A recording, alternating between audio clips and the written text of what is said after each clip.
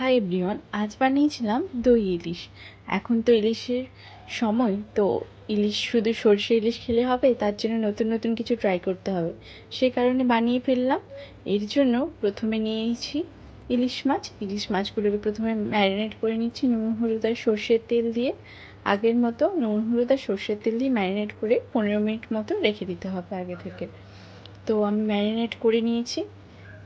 এরপর একটা মিক্সির জার নিয়ে ওর মধ্যে কালো সর্ষে নিয়েছি 1 চামচ, আর পোস্ত 1 চামচ, সাদা সর্ষে নিয়েছি 1 চামচ, আর দুটো কাঁচা লঙ্কা। যেহেতু আমি দুটো মাছ বানাবো, সে কারণে পরিমাণটা কম নিয়েছি। আপনারাও সেভাবে পিস মাছ রান্না করবেন সেই অনুপাতে নেবেন। আমার পেস্টটা রেডি হয়ে গেছে। এরপরে একটা বোলের মধ্যে টক দই নিয়ে নিতে হবে। টক দইটাকে ভালো করে ফেটিয়ে নিতে হবে।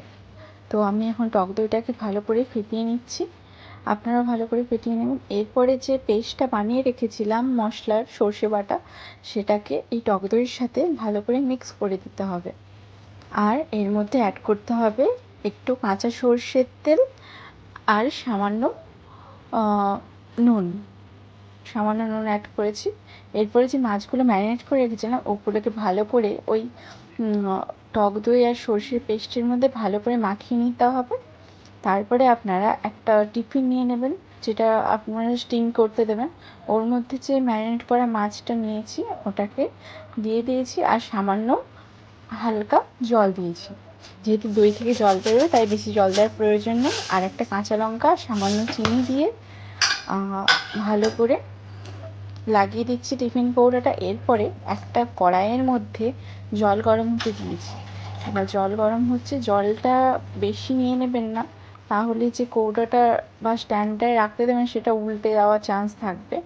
আমার কাছে স্ট্যান্ড ছিল না বলে আমি একটা টিফিনের ঢাকনা দিয়ে দিয়েছি, তার উপরে টিফিনটাকে বসিয়ে দিয়েছি, টিফিন কৌটোটা, আর ঢাকা দিয়ে দিয়েছি। আপনারাও এভাবে একটা ট্রাই করতে পারেন যদি না থাকে।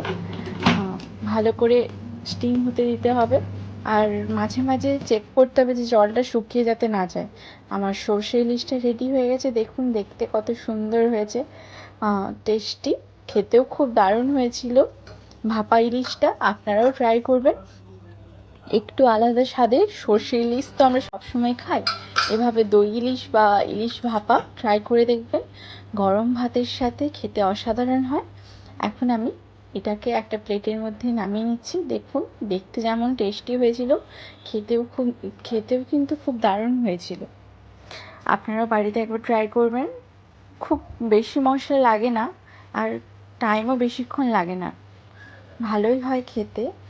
তো যদি ইলিশের অন্য কিছু ট্রাই করার ইচ্ছে হয়, তাহলে দই ইলিশ বা ইলিশ ভাপা আপনারা ট্রাই করতেই পারেন, খুব দারুণ হয় খেতে। ভিডিওটা ভালো লাগলে লাইক, কমেন্ট আর আমার চ্যানেলটাকে সাবস্ক্রাইব করবেন। আর আপনারা সবাই ভালো থাকবেন।